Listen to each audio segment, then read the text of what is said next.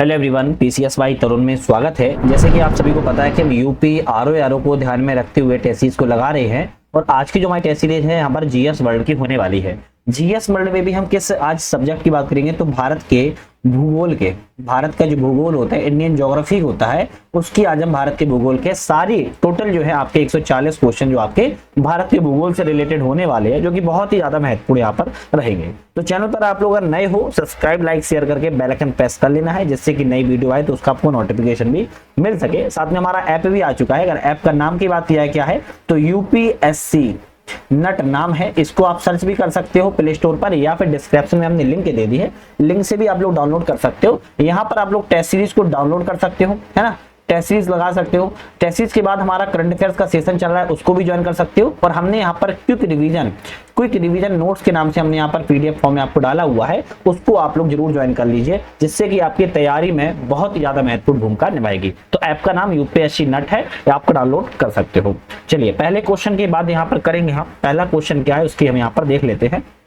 पहला है, निम्नलिखित कथनों पर विचार करें और इनमें से कौन सा कथन यहाँ पर सत्य है। चलिए विचार कर लेते हैं। भारत जो है 8 डिग्री 4 मिनट से लेकर 37 डिग्री 6 मिनट उत्तरी अक्षांश तथा 68 डिग्री 7 मिनट से लेकर 97 डिग्री 25 मिनट पूर्वी देशांतर तक फैला हुआ है। क्या बात कर रहा है, जो भारत की स्थिति है आपकी 8 डिग्री 4 मिनट उत्तरी और आपकी 97 डिग्री 25 मिनट पूर्वी देशांतर तक फैला हुआ है। तो हम कहेंगे बिल्कुल बात ठीक है ना, इस तरीके से देखने को मिलता भी है।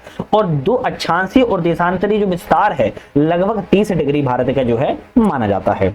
भारत का जो अक्षांशीय देशांतरी विस्तार लगभग 30 डिग्री माना जाता है। एक चीज और ध्यान रखना है, कश्मीर से कन्याकुमारी तक उत्तर से दक्षिण की लंबाई कितनी है। जैसे हम बात करें यहाँ पर आपका जम्मू कश्मीर हो गया और आपके यहाँ पर कन्याकुमारी हो गया। कश्मीर से कन्याकुमारी तक की अगर लंबाई की बात किया है तो कितनी होगी, 3214 किलोमीटर हो जाएगी। और वहीं बात अगर की जाए कि हम गुजरात के कच्छ से बात करें और हम अरुणाचल प्रदेश तक की बात करें तो पूरब से पश्चिम तक की अगर बात करें तो 2933 किलोमीटर आपकी लंबाई में पूरब पश्चिम उत्तर दक्षिण में जो आपकी लंबाई है वो आपकी मिल जाती है। तो ऑप्शन जो आपका रहेगा आपका सी वाला, यहाँ पर दोनों ही ऑप्शन यहाँ पर करेक्ट जो है हो जाएंगे।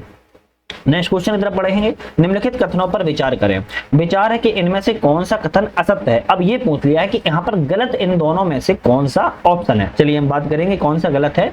कर्क रेखा उत्तर का भारतीय भूभाग अधिक चौड़ा है। जो कर्क रेखा है, मान लो ये भारत का नक्शा है, एक हम एग्जाम्पल के लिए यहाँ पे ले लेते हैं थोड़ा सा, है ना, बस समझ जाओगे आप लोग।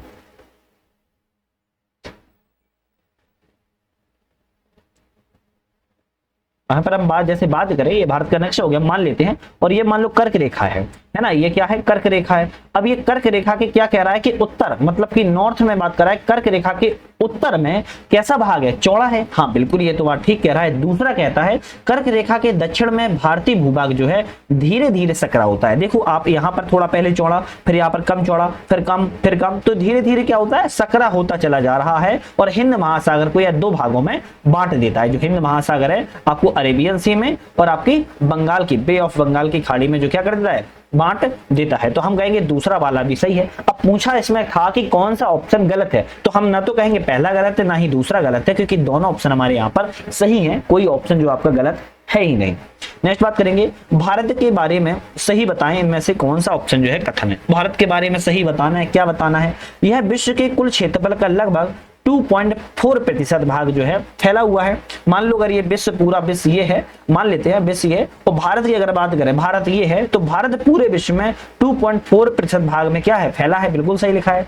भारत की तटीय सीमा की कुल लंबाई की बात की कितनी है, 7516.6 किलोमीटर है। तो हम कहेंगे ये बात ठीक है। जो तटीय सीमा की लंबाई की बात करें 7516.6 किलोमीटर है। भारत की मुख्य भूमि की तटीय सीमा की बात करें तो 6100 किलोमीटर है। जैसे कि मैंने आपको बताया है, यहाँ पर हमने यहाँ पर लद्दाख और अंडमान निकोबार भी ले लिया था, तो पहले वाले में कितना हो जाएगा, 7516.6 किलोमीटर हो जाएगा द्वीपों के साथ में। लेकिन अगर हम द्वीपों को हटा दें, अगर हम 1 मिनट के लिए हटा दें और केवल तट की बात की जाए तो हम कहेंगे इसकी लंबाई 6100 किलोमीटर हो जाती है। तो हमारा ऑप्शन तीसरा वाला भी करेक्ट है। तो 1 2 3 तीनों ही सही है। हम यहाँ पर डी वाले पे सही टिक करेंगे। ठीक है। भारत का कुल क्षेत्रफल कितना है, किसी को पता है तो मैं बता देता हूं, अगर नहीं पता हो 32,87,263 वर्ग किलोमीटर क्षेत्र में क्या फैला है, भारत का क्षेत्रफल जो है फैला है, जो कि पूरे विश्व में 2.4% में आता है। चलिए नेक्स्ट क्वेश्चन की तरफ बढ़ते हैं। निम्नलिखित कथन पर विचार करें। तो क्या विचार करना है, इनमें से कौन सा कथन गलत है। तो कथनों पर विचार करना और यह ढूंढना है गलत इनमें से ऑप्शन कौन सा है। 82 डिग्री 30 मिनट पूर्वी देशांतर को भारत का मानक देशांतर चुना गया है। तो 82.5 पूर्वी देशांतर क्या माना गया है, भारत का मानक माना गया है, बिल्कुल ठीक है। भारत का मानक समय जो है, देशांतर रेखा उत्तर प्रदेश के मिर्जापुर जिले से गुजरती है। मिर्जापुर जिले में भी बहुत सी जगह नैनी नाम आता है, तो हम कहेंगे हाँ बिल्कुल बात ठीक है। भारतीय मानक समय ग्रीनविच मध्य समय के 5.5 घंटा 5 घंटा 30 मिनट, अरे भाई पीछे नहीं है, क्या है पीछे नहीं है बल्कि आगे है, प्लस में कहेंगे। मध्य समय पर अगर मान लो 12 बज रहा है, 12 PM हो रहा है, तो वही इंडिया में आपका 5:30 शाम के हो रहे होंगे, तो कितना है 5.5 घंटा आपका आगे है। तो तीसरा वाला गलत है। तो ऑप्शन में क्या पूछा था, गलत कौन सा है, हम कहेंगे केवल तीसरा वाला गलत है, क्योंकि पहला और दूसरा तो ऑप्शन जो है वो सही है। नेक्स्ट बात कर लेते हैं, निम्नलिखित कथन पर विचार करें और इनमें से कौन सा कथन आपका सही है। अच्छा एक चीज और बता दूं कि यूपीपीसीएस प्रीलिम्स आपका 12 अक्टूबर 2025 को एग्जाम है, आज के समय में जो भी नोटिफिकेशन है, और इसी के लिए हमने यहाँ पर अपने चैनल पर ही टेस्ट सीरीज को स्टार्ट कर दिया है। अभी वर्तमान में टेस्ट सीरीज जो है आपकी दृष्टि आईएएस की हम यहाँ पर लग रही है और सपना मैम लगा रही हैं, है ना। तो आप लोग एक बार जाके जरूर देख लीजिएगा, सपना मैम लगा रही है, आप एक बार जाके जरूर देख लेना है। कोई कमी हो तो बता दीजिएगा कमेंट करके, वीडियो पे ही कमेंट कर देना, वो करेक्ट हो जाएगा, फिर उस चीज को हटा दिया जाएगा जो भी सही आप लोग बताओगे। बाकी की और बताइएगा कि और बीपीएससी की चालू सेशंस की जाए या अभी रुका जाए, हम आरओ और यूपीपीसीएस पर ही ध्यान रखें, बीपीएससी भी लगाई जाए या नहीं लगाई जाए, आप लोग बताइएगा। नेक्स्ट आता है कथन की बात करेंगे, मैकमोहन रेखा चीन एवं भारत के राज्य अरुणाचल प्रदेश की सीमा का निर्धारण करती है। जो क्या कहती है, मैकमोहन रेखा, तो बिल्कुल ठीक है, जो मैकमोहन रेखा है चीन और भारत के अरुणाचल प्रदेश में सीमा का निर्धारण करती है। दूसरा कहता है कि चीन का भारतीय राज्यों में अरुणाचल प्रदेश के साथ सर्वाधिक सीमा को लगता है, हमारा ये भी सही है, तो हमारा ऑप्शन रहेगा सी वाला, एक और दोनों ऑप्शन हमारे यहाँ पर करेक्ट है। अच्छा मैकमोहन रेखा की बात क्या है, कब निर्धारण किया गया था, तो ये भी याद रखना है 27 अप्रैल 1914 को इसको क्या किया गया था, निर्धारण जो है किया गया था।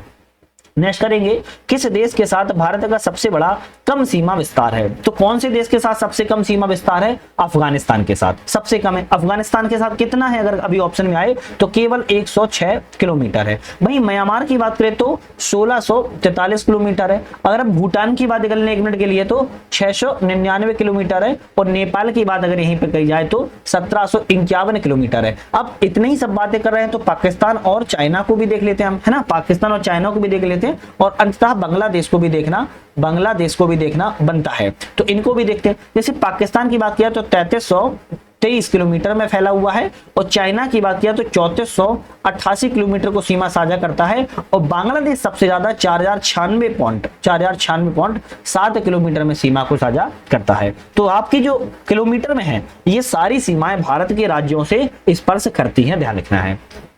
नेक्स्ट क्वेश्चन है, निम्न कथन पर विचार करें, इनमें से कौन सा कथन आपका सत्य है। कथनों पर विचार करेंगे, इनमें से कौन सा सही है। भारत का त्रिपुरा राज्य जो है बांग्लादेश से 3 तरफ से घिरा है, क्या ये सही है, हाँ बिल्कुल ठीक है। त्रिपुरा जो राज्य है आपका बांग्लादेश से 3 तरफ से घिरा हुआ है, बिल्कुल ठीक है। दूसरा है कि त्रिपुरा बांग्लादेश की सीमा को शून्य रेखा की उपमा जो है प्रदान की दी जाती है, तो 0 लाइन के रूप में आपको जाना जाता है, तो हम कहेंगे हाँ ये भी ठीक है। तो दोनों ऑप्शन करेक्ट है, तो 1 और 2 ऑप्शन हमारे ठीक है। अब बहुत सारे लोगों को पता नहीं होगा कि 0 लाइन कहां पर है, तो अब आपको याद रखना है त्रिपुरा और बांग्लादेश के बीच में 0 लाइन है।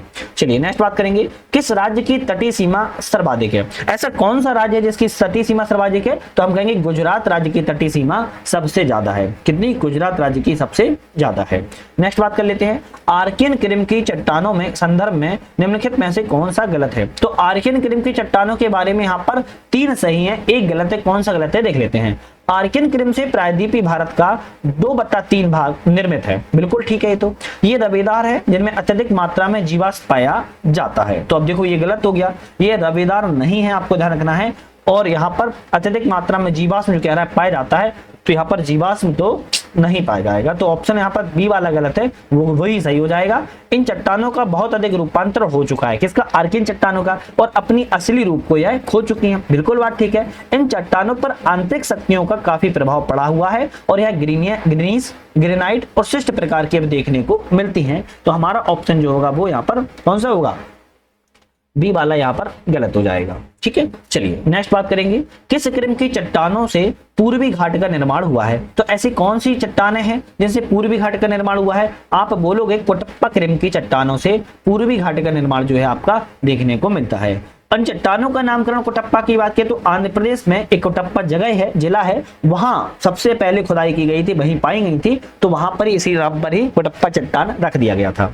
निम्नलिखित में से किस क्रम की चट्टानों में अत्यधिक मात्रा में कोयला पाया जाता है? तो ऐसी कौन सी चट्टानों का क्रम है जिनमें कोयला सबसे ज्यादा मात्रा में पाया जाता है? ऑप्शन में रहेगा गोंडवाना क्रम की चट्टानों में जो कोयला है सबसे ज्यादा आपको देखने को मिलेगा। और गोंडवाना चट्टानों की बात करें किस क्रम में इनका निर्माण हुआ था? तो कार्बोनिफेरस युग में। कौन सी? कार्बोनिफेरस युग में इनका जो है वो निर्माण किया गया था, या हुआ था, किया क्या हो गया था, हुआ था इनका निर्माण कार्बोनिफेरस से लेकर जुरेसिक युग के बीच में। अगर कभी आए तो कार्बोनिफेरस से लेकर जुरेसिक युग के बीच में इनका जो है निर्माण आपको देखने को मिलता है। और भारत का अगर बात की जाए 90% कोयला गोंडवाना क्रम के चट्टानों से ही निकाला जाता है, आपको ये भी याद रख लेना है। नेक्स्ट आता है, निम्नलिखित कथनों पर विचार करें और इनमें से कौन सा कथन यहाँ पर गलत है? तो गलत कौन सा कथन है देख लेते हैं। बात करें, भारत में प्रथम ज्वालामुखी क्रिया धारवाड़ युग में हुई, बिल्कुल सही लिखा है। प्रायद्वीप भाग पर दरारों एवं भ्रंशों का जो निर्माण है वो गोंडवाना युग में हुआ, हम कहेंगे ये भी ठीक है। तो इसमें पूछा है गलत कौन सा है, तो हम कहेंगे ना तो पहला गलत है ना ही दूसरा गलत है, क्योंकि दोनों जो ऑप्शन है वो आपके यहाँ पर करेक्ट है। कैसे हैं? करेक्ट है। नेक्स्ट बात कर लेते हैं, दक्कन ट्रैप का निर्माण हुआ है। दक्कन ट्रैप का निर्माण कब हुआ है? तो मेसोजोइक महाकल्प के क्रेटियस कल्प में हुआ है। मेसोजोइक महाकल्प से लेकर आपके क्रेटियस कल्प में आपका जो है आपका दक्कन ट्रैप का जो निर्माण हुआ है। और दक्कन ट्रैप की बात की जाए तो ज्वालामुखी दरारी के उद्भेदन से लावा जो है क्या है, लावा जो है वो फैला है, उसी को हम दक्कन ट्रैप कहते हैं। लेकिन ट्रैप क्यों कहते हैं? क्योंकि ये अलग अलग सीढ़ी नुमा का आकार का है, इस तरीके से, इसी के लिए हम इसको क्या कहते हैं? ट्रैप के रूप में कहते हैं। और दक्कन ट्रैप है महाराष्ट्र के अधिकांश भाग में फैला है, साथ में गुजरात, ध्यान रखना है, महाराष्ट्र के तो अधिकांश भाग में फैला है, साथ में गुजरात और साथ में आपका आंध्र प्रदेश थोड़ा बहुत, आप कहेंगे गुजरात के बाद मध्य प्रदेश, तो इन राज्यों में आपका दक्कन ट्रैप जो है थोड़ा बहुत देखने को मिलता है। लेकिन इसके अलावा जैसे झारखंड, छत्तीसगढ़, तमिलनाडु में भी थोड़ा थोड़ा छुटपुट तरीके से देखने को मिल जाता है। नेक्स्ट आता है कि पन्ना एवं गोलकुंडा की, कौन सा है? पन्ना एवं गोलकुंडा की प्रसिद्ध खाने हीरो के लिए विख्यात हैं, किस क्रम की शैलों से संबंधित है? तो पन्ना और गोलकुंडा की खाने जो है हीरो के लिए जानी जाती हैं, किस क्रम की शैलों से विख्यात है? तो हम कहेंगे विंध्यन कांग्लोमेरेट से है संबंधित है। किससे? विंध्यन कांग्लोमेरेट से है संबंधित है। नेक्स्ट बात करेंगे, नर्मदा नदी पश्चिम की ओर बहती है, कैसी बहती है? नर्मदा नदी इस साइड बहती है, पश्चिम की ओर जो है वो यहाँ पर पश्चिम की ओर बहती है ना, ये वेस्ट वाला हिस्सा हो गया, ये ईस्ट वाला हिस्सा हो गया, पश्चिम की ओर बहती है। जबकि अधिकांश अन्य प्रायद्वीपीय जो बड़ी नदियां हैं वो पूरब की ओर बहती हैं, जबकि अधिकांश कैसी बहती हैं? पूरब की ओर बहती हैं, ईस्ट की ओर बहती हैं। ऐसा क्यों होता है? ऐसा क्यों हो रहा है? यह बात की जाए तो यह एक देखिए जो है रिफ्ट घाटी में बहती है। यहां पर आप देखोगे तो विंध्यन मिल जाएगा और नीचे आप देखोगे तो सतपुड़ा मिल जाएगा। इन दोनों पर्वतों के बीच में क्या बहती है? नर्मदा बह रही है। अब जब नर्मदा बहती है तो रिफ्ट घाटी बन जाती है, जिसके चलती है पूरब से पश्चिम की ओर बहती नजर आती है। बिल्कुल करेक्ट लिखा है। यह बिंद और सतपुड़ा के बीच में बहती है। कैसे? बिंद एवं सतपुड़ा के बीच में बहती है। क्या ये सही है? तो भाई बताया तो बिल्कुल ठीक है कि बिंद और सतपुड़ा के बीच में बहती है, लेकिन आपको एक चीज और भी ध्यान रखना है, क्योंकि सिर्फ इसीलिए बहती है ऐसा नहीं है, क्योंकि ये रिफ्ट घाटी में बहती है। कैसी? रिफ्ट घाटी में बहती है। भूमि का ढलान मध्य भारत पश्चिम की ओर है, तो आपका ये भी गलत है। तो हम कहेंगे दोनों ऑप्शन में से केवल एक वाला सही रहेगा, बाकी ऑप्शन आपके यहाँ पर गलत रहेंगे। क्योंकि ध्यान रखना है, नर्मदा जो है बिंद सतपुड़ा की मध्य तो बहती है, लेकिन पश्चिम की ओर बहाव का कारण रिफ्ट वैली का बहना है, ना कि इन दोनों पर्वत श्रेणियों के बीच में है। तो क्या है, इन दोनों पर्वत श्रेणियों के बीच में क्या है, रिफ्ट वैली है, जो मुख्य प्रमुख कारण है, लेकिन ऐसा नहीं है कि सिर्फ इसी के लिए बहती है। चलिए नेक्स्ट क्वेश्चन की बात करेंगे, भारत की लैटेराइट मिट्टियों के बारे में कौन सा कथन यहाँ पर सही है। तो भारत की लैटेराइट मिट्टियों के बारे में कथन कह रहा है कौन सा ऑप्शन सही है। तो बेसाधारणता जो है वो लाल रंग की होती है, बिल्कुल करेक्ट है। नाइट्रोजन पोटास की समृद्ध होती है, नहीं, गलत हो जाएगा। उनका राजस्थान उत्तर प्रदेश में अच्छा विकास है, ये भी गलत हो जाएगा। इन मिट्टियों में ट्रेपियोका और काजू की अच्छी उपज होती है, हम कहेंगे हाँ बिल्कुल ठीक। तो पहला और चौथा सही है, तो हमारा सी वाला जो ऑप्शन हमारा यहाँ पर करेक्ट हो जाएगा, ध्यान रखिएगा। चलिए नेक्स्ट बात करेंगे, निम्नलिखित कथनों पर विचार करें, इनमें से कौन सा ऑप्शन जो है वो सही है। कथनों पर विचार करना है कौन सा सही है। प्राकृतिक गैस जो है गोंडवाना संस्तरों में पाया जाता है। तो प्राकृतिक गैस गोंडवाना संस्तरों में पाया जाता है क्या, तो हम कहेंगे भाई प्राकृतिक जो गैस है गोंडवाना संस्तरों में तो कोयला पाया जाता है। क्या पाया जाता है, कोयला, कहेंगे कोयला पाया जाता है। तो पहला वाला गलत हो गया। अभ्रक जो है प्रचुर मात्रा में कोडरमा में पाया जाता है, बिल्कुल ठीक लिखा है। और धारवाड़ खनिज तेल के लिए प्रसिद्ध है, तो हम कहेंगे भाई ये भी गलत हो जाएगा, तेल के लिए प्रसिद्ध नहीं है। तो केवल आपका दूसरा वाला ऑप्शन जो है यहाँ पर करेक्ट हो जाएगा। चलिए नेक्स्ट है, निम्नलिखित नदियों पर विचार करें और जो इनमें से कौन सी जो है अरुणाचल प्रदेश से होकर बहती है। बराक, लोहित और सुबनसिरी। तो इनमें से आपकी अरुणाचल प्रदेश से होकर कौन सी बहती है हम बात करें, तो हम कहेंगे एक तो आपकी लोहित है और दूसरा आपकी सुबनसिरी है। ये दोनों नदियां आपकी अरुणाचल प्रदेश से तो बहती हैं, लेकिन बराक की बात किया है तो यह असम की प्रमुख नदियों में इसको माना जाता है। कहाँ की, असम की प्रमुख नदियों माना जाता है। और यह मणिपुर, मिजोरम से बहते हुए असम में बहती है और यह बांग्लादेश में प्रवेश करती है। तो इसका अरुणाचल प्रदेश से कोई लेना देना नहीं है। तो ऑप्शन आपका रहेगा यहाँ पर लोहित और सुबनसिरी, ठीक है। और लोहित ब्रह्मपुत्र की सहायक है और सुबनसिरी भी आपकी ब्रह्मपुत्र की ही सहायक है। नेक्स्ट बात करेंगे, एक तरफ पहाड़ियां हैं और एक तरफ क्षेत्र है, कौन सी पहाड़ी के क्षेत्र से यहाँ पर सम्मिलित है। जैसे बात करें कार्डमम पहाड़ी, अगर कार्डमम पहाड़ी की बात किया, जिसे हम एलामाला पहाड़ियां भी कहते हैं, अगर बात करें आपकी कहां पर है, तो हम कहेंगे ये आपकी जो कार्डमम एलामेला जो पहाड़ी है पश्चिमी घाट पर है। कहां पर है, पश्चिमी घाट के दक्षिणी छोर में, जो दक्षिणी छोर पर है, जो कि केरल के इडक्कू जिले में स्थित है। तो पहला वाला तो नहीं मिला है। कैमूर पहाड़ी की बात किया तो कैमूर पहाड़ी भी आपकी भाई कोकट तट पे नहीं है, विंध्यन रेंज में है। कहां पर है, विंध्यन रेंज में आपकी पड़ती है। विंध्यन रेंज में भी बात करें तो पूर्वी भाग में जबलपुर के सासाराम बिहार तक देखने को मिलती है, तो ये भी गलत है। महादेव पहाड़ी मध्य भारत में बिल्कुल करेक्ट है। मिकिर पहाड़ी पूर्वोत्तर भारत में, ये भी ठीक है। तो तीसरा और चौथा सही है, हमारा सी वाला जो ऑप्शन हो जाएगा यहाँ पर करेक्ट हो जाएगा। देखो भाई वेरी वेरी इंपॉर्टेंट क्वेश्चन लगाते हैं आप लोगों के लिए इतनी मेहनत से, तो प्लीज आप लोग चैनल को सब्सक्राइब लाइक शेयर नहीं करते हो तो कर दिया करो अपने चैनल को, है ना। आप अपना समझ कर दिया करो, मोटिवेशन मिलता है, अच्छा लगता है। साथ में हमारा ऐप भी आ चुका है, उससे लोग आप लोग ज्वाइन करके मल्टीपल कोर्सेज को ज्वाइन भी कर सकते हो। डाउनलोड करिएगा यूपीएससी नेट ऐप को और मल्टीपल कोर्सेज को ज्वाइन जरूर कर लीजिएगा। भारत के राज्यों का निम्नलिखित में से कौन सा एक युग्म जो है सबसे पूर्वी और सबसे पश्चिमी राज्य को इंगित करता है। सबसे पूरब में और सबसे पश्चिम में बात कर रहा है कौन सा है, तो हम कहेंगे अरुणाचल प्रदेश सबसे पूरब में है, गुजरात आपका सबसे पश्चिम में है। बहुत सिंपल क्वेश्चन है।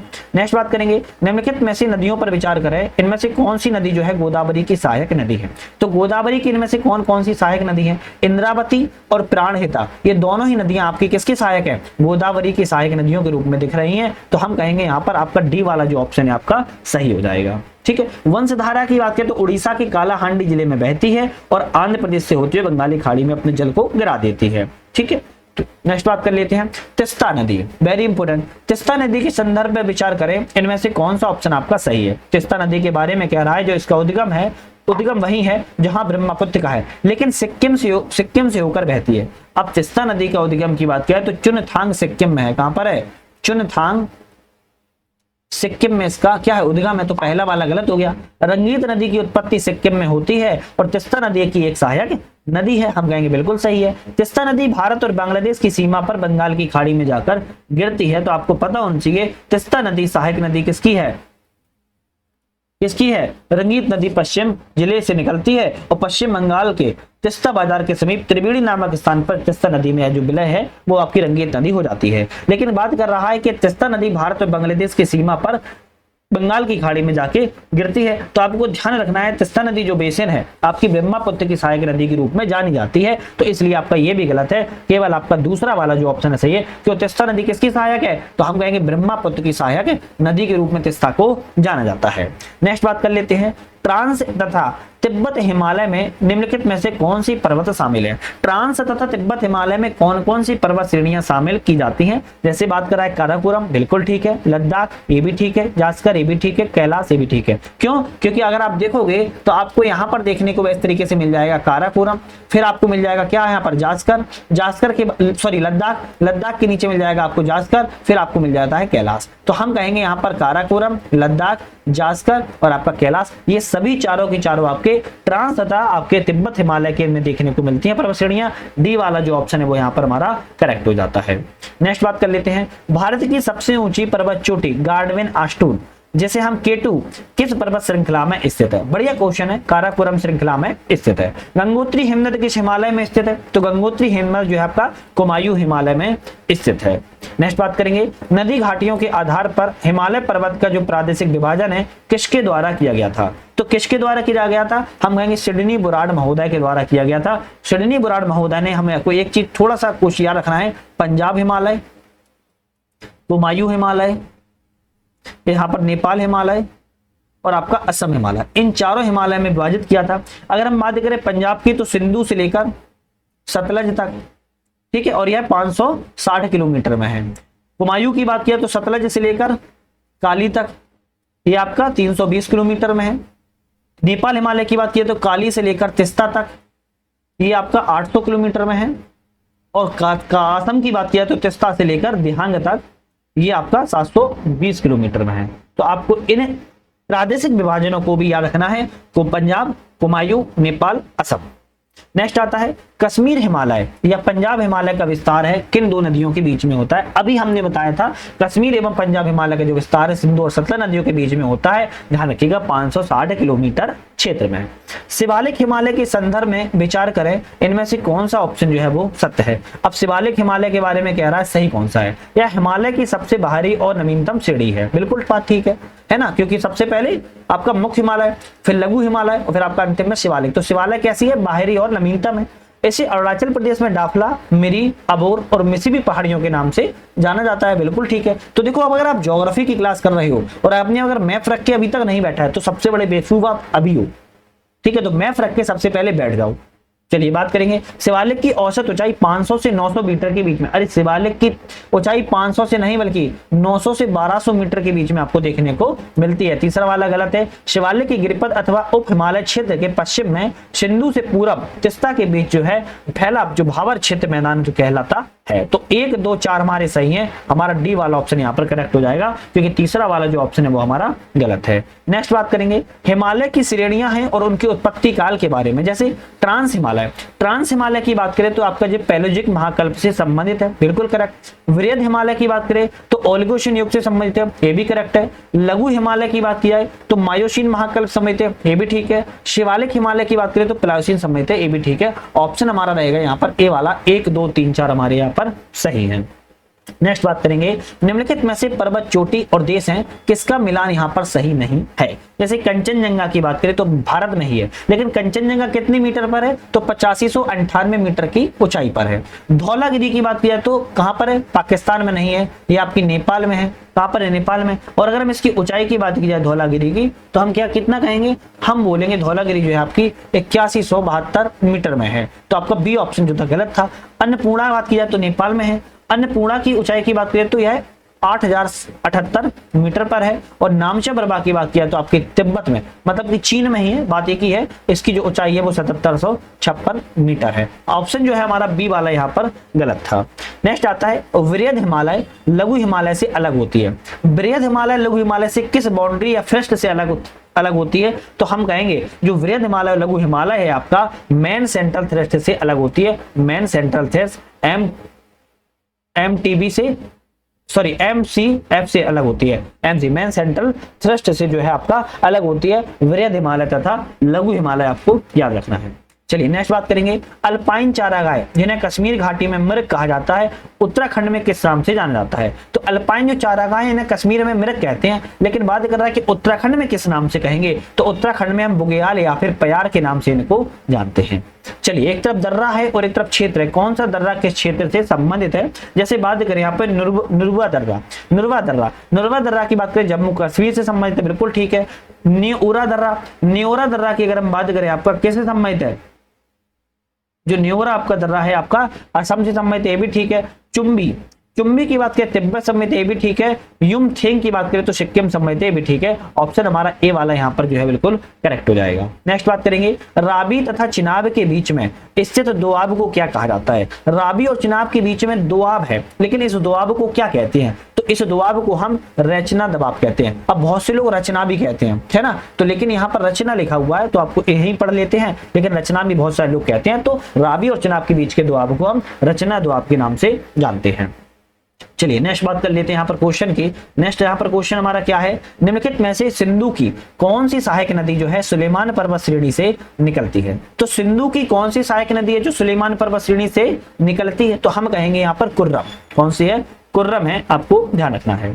भारत का अन्य आर्थिक क्षेत्र आधार रेखा से कितनी समुद्री मील तक है? तो भारत का अन्य आर्थिक क्षेत्र की बात कर रहा है कि जो आधार रेखा से कितनी समुद्री मील तक है, तो 200 समुद्री मील तक है।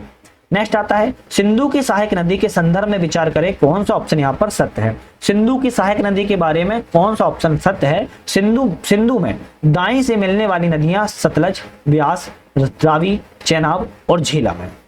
क्या कहा जा रहा है? किससे मिलती हैं? राइट साइड से मिलती है। किससे? राइट साइड से मिलती है। क्या ये सही है? नहीं भाई, ये आपकी गलत है। सिंधु से बाईं से मतलब कि लेफ्ट साइड से बात कर रहा है। यहाँ पर मिलने वाली नदियों में श्योक, काबुल, तोची, गोमल और कुर्रम है। तो अगर आप देखोगे तो उल्टा लिखा है, अगर यहाँ पर राइट हो जाए और यहाँ पर लेफ्ट हो जाए तब तो ये सही थे, लेकिन ऑप्शन में अभी पहुंचा है कौन सा सही है, तो हम कहेंगे ना तो पहला सही है ना ही हमारा दूसरा सही है, क्योंकि छोटा सा मिस्टेक है वो आपको अब समझ में आ गया होगा। नेक्स्ट बात करेंगे, सिंधु नदी किस स्थान के निकट पाकिस्तान में प्रवेश करती है? तो सिंधु नदी कहां पर प्रवेश करती है? तो हम कहेंगे चिल्लास नामक स्थान पर। कहां पर? चिल्लास नामक स्थान पर प्रवेश जो है करती है।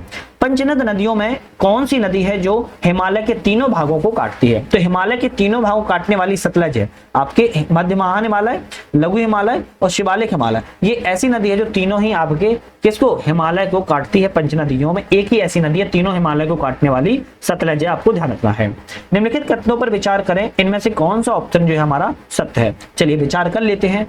विचार करें अगर हम, तो गंगा नदी का जो उद्गम स्थल है उत्तराखंड के उत्तरकाशी जिले में गौमुख के निकट गंगोत्री हिमानी से होता है। बिल्कुल करेक्ट लिखा है। गंगा की 2 शीर्ष धाराएं धौली गंगा एवं भागीरथी है, जो उत्तराखंड में देवप्रयाग में संगम पर गंगा का निर्माण जो है करती है। अब आपको ये अगर याद होगा तो भागीरथी के नाम से जानी जाती है ना, भागीरथी के नाम से जानी जाती है। गंगा की जो 2 धाराएं हैं अलकनंदा और भागीरथी, वो आपके देवप्रयाग में संगम में गंगा का निर्माण करती हैं। तो कौन कौन सी हैं? अलकनंदा और भागीरथी है, और यहाँ पर धौली गंगा और भागीरथी लिखा है। तो आपका दूसरा वाला गलत है, केवल आपका ऑप्शन है ए वाला यहाँ पर करेक्ट है।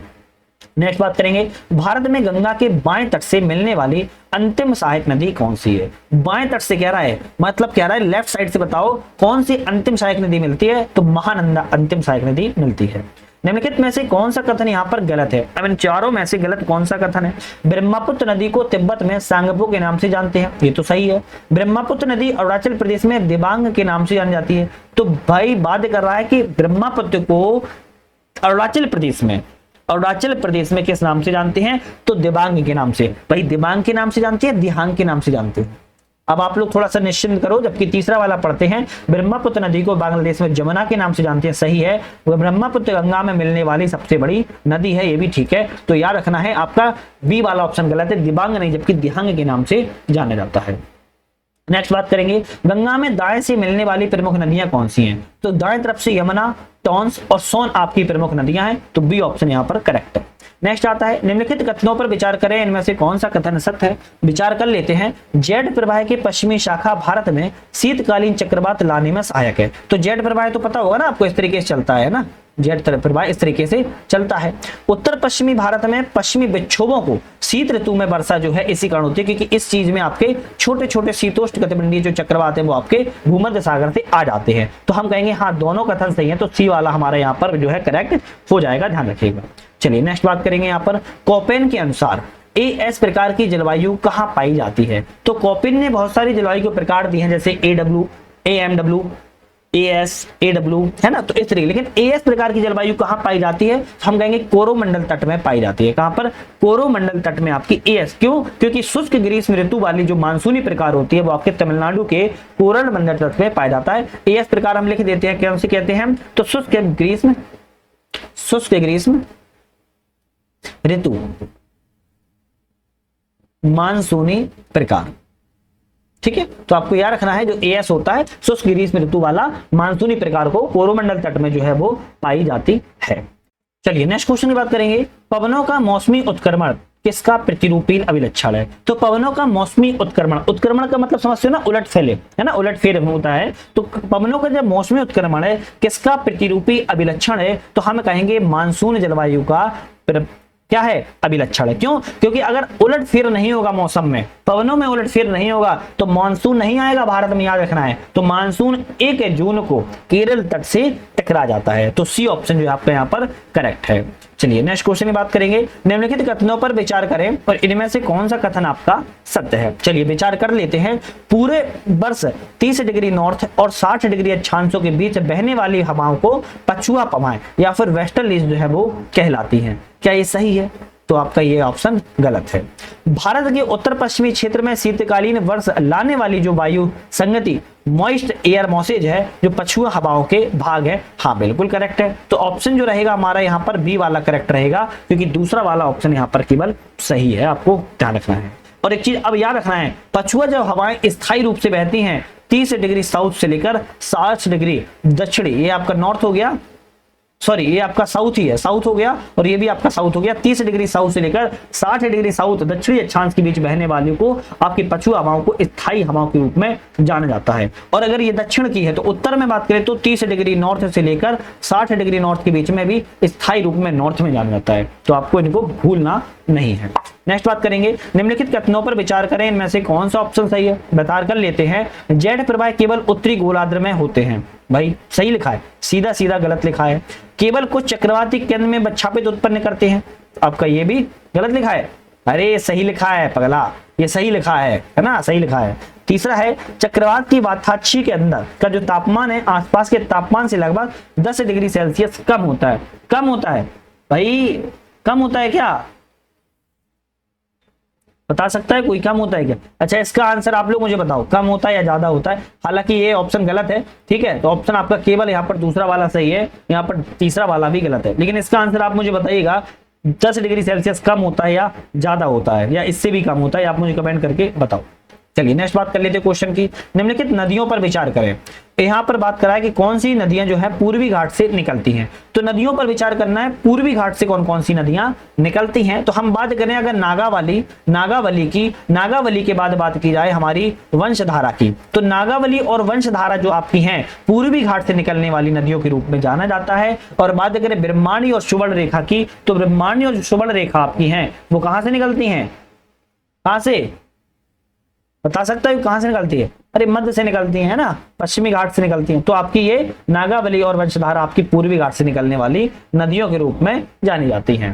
नेक्स्ट क्वेश्चन आता है शिखर और पर्वत है, कौन सा शिखर किस पर्वत से संबंधित है। जैसे बात करें नामचा प्रभा, नामचा प्रभा की बात की जाए, नामचा प्रभा की बात की जाए तो गढ़वाल हिमालय से है क्या? नहीं, नामचा प्रभा तो भैया आपका कहां से है, नामचा प्रभा की बात करें तो आपका तिब्बत के अंतर्गत आता है। किसके अंतर्गत आता है? तिब्बत के अंतर्गत जो है आता है, ध्यान रखिएगा। नंदा देवी की बात की जाए तो नंदा देवी जो आपका है वो आपका किससे आता है? गारो हिल्स से आता है। किससे आता है? गारो हिल से आता है, मतलब कि कुमाऊं हिमालय से आता है, बिल्कुल करेक्ट है। और नौकरेक की बात की जाए तो नौकरेक आपका बात किया है तो गारो हिल से आता है, वैसे गारो हिल्स से आता है। शायद मैं गलत बोल गया था, नंदा देवी कुमायूं हिल्स से ही आता है, ठीक है, और ये नौकरेक गारो हिल्स से आता है। तो तीसरा और पहला गलत है, केवल आपका दूसरा वाला यहाँ पर सही है। नामचा प्रभा तिब्बत से, नंदा देवी कुमायूं से, नौकरेक गारो हिल्स से आता है, ध्यान रखिएगा, ठीक है। गलत बोल गया हूं तो माफी चाहता हूं। चलिए नेक्स्ट बात करेंगे, जलोढ़ मिट्टी के संदर्भ में कथनों पर विचार करें, कौन सा सत्य है। जलोढ़ मिट्टी के बारे में विचार करना है, विचार करते हैं। जो जलोढ़ मिट्टी है हल्की भूरे से राख जैसे भूरे रंग की होती है, बिल्कुल ठीक है, क्योंकि गठन में रेतीले से दोमट प्रकार की हो जाती है। दूसरा कहता है ये मिट्टियां नदियां द्वारा अपरदित पदार्थों से निर्मित की जाती हैं, ये भी ठीक है। इन मिट्टियों को परिच्छेदिका जो है उच्च भूमियों में अपरिपक्व एवं निम्न भूमियों में परिपक्व होती है, हमारा ये भी सही है। तो हमारा डी वाला रहेगा, 1 2 3 ऑप्शन हमारे करेक्ट है। नेक्स्ट बात कर लेते हैं, काली मिट्टी में कमी होती है। काली मिट्टी में किस प्रकार की कमी होती है ना, तो हम कहेंगे नाइट्रोजन की, फास्फोरस की, जैविक पदार्थ, तीनों को ही कमी होती है। तो हमारा ऑप्शन है डी वाला यहाँ पर करेक्ट। नेक्स्ट आता है, पैनगंगा एवं वैनगंगा किस नदी की सहायक नदियां हैं। तो पैनगंगा और वैनगंगा की बात करें किस नदी की सहायक नदी है, तो गोदावरी की सहायक नदी है। आपको बहुत ही अच्छे से याद कर लेना है। भारत में निम्नलिखित किस प्रकार के वनों में सागौन एक प्रमुख प्रजाति है। सागौन किस प्रकार की आपकी प्रजाति आती है वनों में, तो हम कहेंगे उष्णकटिबंधीय नम्र जो पर्णपाती वन होते हैं वो आपके सागौन वनों में इसको देखा जाता है। नेक्स्ट आता है कि निम्नलिखित देशों को भारत के साथ उनकी सीमा की लंबाई के साथ घटते क्रम में व्यवस्थित करें। तो घटते क्रम में व्यवस्थित करना है। जैसे बांग्लादेश की बात की जाए तो 4096.7 किलोमीटर है, चलो 4096 लिख देता हूँ। पाकिस्तान की बात की जाए तो 3488 किलोमीटर में है। नेपाल की बात करें तो 1752 किलोमीटर में है, और चीन की बात की जाए तो यहाँ पर 3310 किलोमीटर में है। जो ऑप्शन हमारा रहेगा वो सी वाला रहेगा, पहला, चौथा, दूसरा और तीसरा यहाँ पर करेक्ट हो जाएगा। चलिए नेक्स्ट बात करेंगे, निम्नलिखित कथनों पर विचार करें, इनमें से कौन सा ऑप्शन आपका करेक्ट है। पश्चिमी हिमालय श्रृंखलाओं की एक श्रृंखला में धीरे धीरे बढ़ता है, जबकि पूर्वी हिमालय बिहार पश्चिम बंगाल के मैदानी इलाकों में अचानक से बढ़ता है। बिल्कुल बात करेक्ट है। पश्चिमी हिमालय की में औसत जो वार्षिक वर्षा है 100 सेंटीमीटर से कम होती है, जबकि पूर्वी हिमालय में औसत वर्षा 200 सेंटीमीटर से अधिक हो जाती है। तो हम कहेंगे ये भी सही है, आपका ऑप्शन सी वाला रहेगा। 1 और 2 दोनों ऑप्शन हमारे करेक्ट है। नेक्स्ट बात करेंगे, निम्नलिखित में से कौन सा कथन यहाँ पर सही नहीं है। तो इनमें से कौन सा कथन सही नहीं है, बात करें 4 में से 3 सही है। पश्चिमी घाट अपने उत्तरी क्षेत्र में अपेक्षाकृत ऊंचे हैं। अब भाई देखो ये सही लिखा है गलत लिखा है, तो गलत लिखा है ना। अनाईमुड़ी पश्चिमी घाट की सबसे ऊंची चोटी है, बिल्कुल सही है। ताप्ती नदी सतपुड़ा के दक्षिण में स्थित है, ये भी ठीक है। और नर्मदा और ताप्ती नदी घाटियों में पुरानी दरार घाटियां पाई जाती हैं, ये भी ठीक है। तो बी सी डी आपकी बिल्कुल करेक्ट है, ए वाला ऑप्शन जो आपका यहाँ पर गलत था। चलिए नेक्स्ट क्वेश्चन बात करेंगे, इनमें से कौन सा जोड़ा आपका गलत है। नदी और नदियों के स्रोत है, कौन सा जोड़ा गलत है। सिंधु मानसरोवर झील से संबंधित है, बिल्कुल सही लिखा है। ब्यास भैया रोहतांग दर्रे से निकलती है ना। चिनाब बारालाचा दर्रे से, झेलम बेरीनांग से। तो हम कहेंगे यहाँ पर भाई हमारा सिंधु और झेलम वाला तो सही लिखा था, लेकिन दूसरा और तीसरा यहाँ पर गलत है। और पूछा क्या था कि गलत बताओ कौन सा यहाँ पर गलत है, तो हम कहेंगे जो गलत है वही हमारा सही है। तो दूसरा और तीसरा जो है वो हमारा यहाँ पर गलत है, ध्यान रखना है। चलिए बात करेंगे नेक्स्ट क्वेश्चन की। भारत में तराई के बारे में कथनों पर विचार करें। तो भारत में जो तराई क्षेत्र है उसके बारे में पूछ रहा है, कौन सा ऑप्शन यहाँ पर गलत है। तो गलत क्वेश्चन बताना है कौन से गलत है। भारत के उत्तर में स्थित इसके समानांतर चलता है, बिल्कुल बात ठीक लिखा है। तो अधिकांश भाग कृषि को पुनः प्राप्त किया जाता है। तो अधिकांश भाग कृषि को पुनः प्राप्त किया जा सकता है क्या, तो हम कहेंगे भाई ये तो सही लिखा है, लेकिन भाबर के उत्तर में यह समानांतर चलता है, ये आपका ऑप्शन जो था गलत है। पहला वाला तो गलत है, दूसरा वाला सही है। या अपेक्षाकृत महीन जलोढ़ से बना होता है, कैसे बना होता है, महीन जलोढ़ से बना होता है, ये भी ठीक है। इसकी चौड़ाई 8 से 16 किलोमीटर होती है। तो इसकी चौड़ाई की बात किया तो 20 से 30 किलोमीटर होती है, बल्कि 8 से 16 किलोमीटर नहीं होती है। ऑप्शन पूछा जाता है कौन सा गलत है, तो पहला और चौथा ऑप्शन गलत है, दूसरा और तीसरा ऑप्शन यहाँ पर सही है। निम्नलिखित में से कौन सा इनमें से ऑप्शन गलत है, तो इनमें से गलत इनमें से कौन सा ऑप्शन है। बात करें भारत में गर्म एवं शुष्क मौसम की विशेषता उच्च दबाव प्रणाली, उच्च तापमान, अस्थिर दबाव एवं हवा परिसंचरण है। भारत में गर्म इसलिए प्रणाली को जाना क्या है, मौसम की विशेषता के लिए नहीं जाना जाता है। तो जो गलत है वही सही हो जाएगा, क्योंकि गर्मियों के दौरान भूमि पर निम्न दबाव और समुद्र के ऊपर उच्च दबाव जो होता है वो विकसित हो जाता है। कर्नाटक में तूफान के कारण होने वाली बारिश को चेरी ब्लॉसम कहते हैं, बिल्कुल ठीक है। भारत में जहां एक समय और स्थान पर सवाल है तो वर्षा में परिवर्तनशीलता देखने को मिलती है, बिल्कुल ठीक है। भारत की जलवायु उष्णकटिबंधीय मानसूनी प्रकार की, ये भी ठीक है। तो बी सी डी आपके सही हैं, आपके ए वाला ऑप्शन तो गलत था। पश्चिमी भारत में थार मरुस्थल की उपस्थिति का सबसे उचित स्पष्टीकरण कौन सा है। तो पश्चिमी भारत में थार मरुस्थल की उपस्थिति की बात करें तो राजस्थान के उत्तर के पहाड़ों की अनुपस्थिति के कारण इसमें जो भौगोलिक वर्षा है वो आपकी होती है। तो ऑप्शन कहेंगे हम सी वाला यहाँ पर करेक्ट हो जाएगा, बाकी सब गलत हो जाएंगे। भारत में विभिन्न ऋतुओं के बारे में बताओ, कौन सा ऑप्शन गलत है। तो भारत में विभिन्न ऋतुओं के बारे में, मानसून के बाद का मौसम बंगाल की खाड़ी में उत्पन्न होने वाले सबसे गंभीर एवं विनाशकारी उष्णकटिबंधीय चक्रवातों के लिए मौसम है। बिल्कुल बात ठीक है। बरसात के मौसम के दौरान कुछ निश्चित समय होते हैं मानसून कमजोर हो जाता है, ये भी कथन सही है। सर्दियों के मौसम के दौरान पश्चिमी विक्षोभ के कारण दक्षिणी भारत में भारी वर्षा होती है। तो दक्षिणी भारत में वर्षा होती है कि उत्तरी भारत में होती है, तो हम कहेंगे भाई उत्तरी भारत में होती है, तो ऑप्शन ये वाला गलत है, वही सही हो जाएगा। सर्दियों में सबसे अधिक मौसमी वर्षा तमिलनाडु के दक्षिण पूर्वी तट, दक्षिण आंध्र प्रदेश के आसपास के हिस्सों में होती है, ये भी ऑप्शन आपका हमारा करेक्ट है, ध्यान रखिएगा। ठीक है, चलिए नेक्स्ट बात कर लेते हैं। मैग्रो शॉवर आम्र वर्षा, वेरी इंपोर्टेंट। मैग्रो शॉवर आम्र वर्षा क्या है, तो कर्नाटक और केरल में जो प्री मानसून, मानसून से पहले का जो समय होता है उसे हम मैग्रो शॉवर या आम्र वर्षा के रूप में जानते हैं।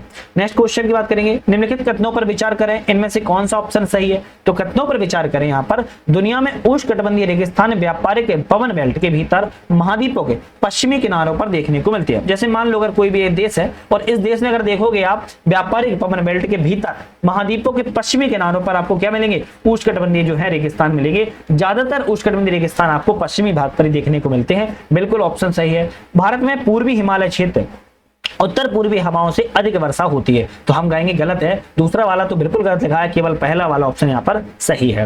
नेक्स्ट बात करेंगे, भारतीय जलवायु के बारे में कौन सा ऑप्शन यहाँ पर गलत है।